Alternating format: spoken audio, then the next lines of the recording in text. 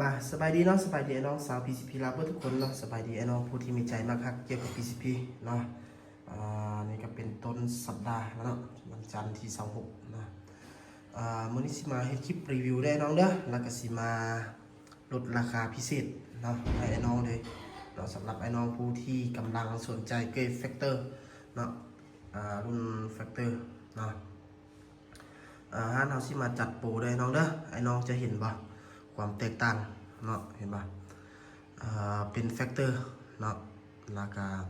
ช่วงนี้ห้านเรามีกอง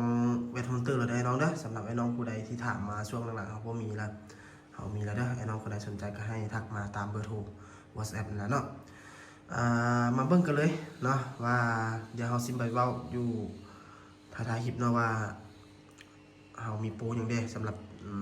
แฟกเตอร์เนาะไอ้น้องขอความกรุณาไอ้น้องเบิ้งคลิปให้มันจบนะตัวนี้เนาะบอกทำอิฐเป็น M3 Terminator เนาะไอ้น้องหลายคนก็น่าจะคุ้นเคยแล้วเลยเนาะเป็น M3 เป็น M3 Terminator เนาะกล้อง BSA เนาะถังเป็นถังคาร์บอนเก็บเสียงเกมติ๊กลำละเป็นลำยาว60เซนได้น้องเด้อลำยาว60เซนเป็นลำ XM8 เนาะปี2025ได้โมเดล2025คือเก้าเนาะราคาแล้วมัน15ล้านได้ครบสุดเนาะได้ครบสุดราคา15ล้านไอ้น้องเอาไปบ่ต้องเฮ็ดหยังตื่มเลยเนาะไอ้น้องเอาไปบ่ต้องเฮ็ดหยังตื่มมีแต่เติมลมใส่นิดหน่อยยิงใช้งานได้เลยเนาะบล็อกที่2เป็น MC เนาะ MC ตัวนี้เป็นราคาที่ต่ำสุดของห้างเราแล้วเด้อเป็น MC ราคาต่ำสุดของห้างเรานั่นก็คือ6ล้าน8แสนเนาะองค์ประกอบอย่างต่างๆก็อยู่ในคลิปเฮาก็จะว่าบ้านๆไปแล้วแหละเนาะการใช้งานอย่างต่างๆก็ได้เนาะไอ้น้องหลายคนก็น่าจะรู้แล้วแหละว่ามีอย่างแดในราคานี้เนาะก็มีเป็นกล้อง Discovery แล้วก็ถังอลูอยู่แล้วเนาะในราคานี้เนาะส่วนไอ้น้องคนใดอยากสนใจอยากได้ถังคาร์บอนเนาะอยากได้ถังคาร์บอนหรือว่ากล้อง BSA ก็แม่นได้ตื้มตามราคาเครื่องเนาะรายละเอียดแล้วแม่นให้น้องแชทมาตามเบอร์โทรเนาะมาลมกันได้เนาะมาเบิ่งกันเลยเนาะเบิ่งกันเลยเนาะบอกที่เฮาสิมาจัดปูให้ไอ้น้องเนาะโดยราคาปกติแล้วเราจะขาย12ล้าน5แสนอยู่แล้วเนาะไอ้น้องเนาะ10กระบอกทำอิฐเท่านั้นเลยไอ้น้องเนาะ10กระบอกทำอิฐเนาะไอ้น้องคนใดเนาะที่สั่งแม่นจะได้ปกติจะได้ตื้มล้านไปเนาะนี่เฮาบ่ให้ตื้มแม่นจะได้วาวเลข16แหวนได้ไอ้น้องเด้อเลข16แหวนเนาะกล้องจะเป็นกล้องเวทฮุนเตอร์แน่นอนเวทฮุนเตอร์จะแพงก้อน BSA อยู่แล้วเนาะ100,000 200,000 300,000เนาะแล้วก็ถังจะเป็นถังดำดานได้น้องเด้อปกติแล้วจะได้ตื้มเกือบอยู่ราวๆแต่2ล้านเนาะแต่ว่าเขาจะบ่ให้ตื้มเลยเนาะเขาจะบ่ให้ตื้มเนาะ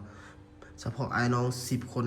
10กระบอกทำอิฐได้น้องเด้อ10กระบอกทำอิฐเนาะไอ้น้องคนใดสนใจแม่นอยู่ในโปรภายในอาทิตย์นี้เนาะไอ้น้องคนใดสนใจแล้วแม่นสั่งมาได้เลยตามเบอร์โทร WhatsApp ที่เราฝากไว้อยู่ในหัวข้ออะไรเนาะแฟกเตอร์เนาะเป็นปี2025เนาะ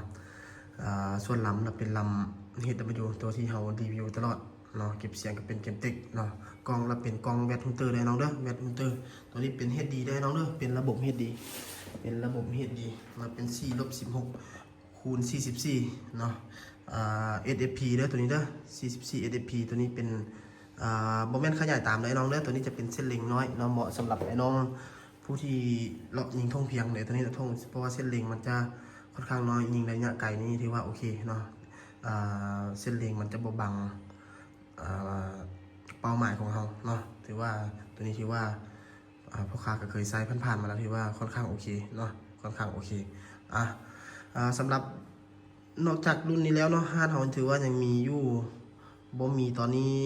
บ่มีแต่ K2 กับ Tactical เด้อนอกนั้นถือว่ามีเบิดเนาะไอ้น้องคนใดสนใจรุ่นใดก็ให้ทักมาเด้อตามนั้นเด้อไอ้น้องเด้อเฉพาะ10ไอ้น้อง10คนแรก10กระบอกแรกเท่านั้นเด้อเฮามีจัดโปรให้เนาะราคาเดิมเนาะราคาเดิมแต่ว่าเป็นเลข16แหวนได้น้องเด้อขอขอบใจ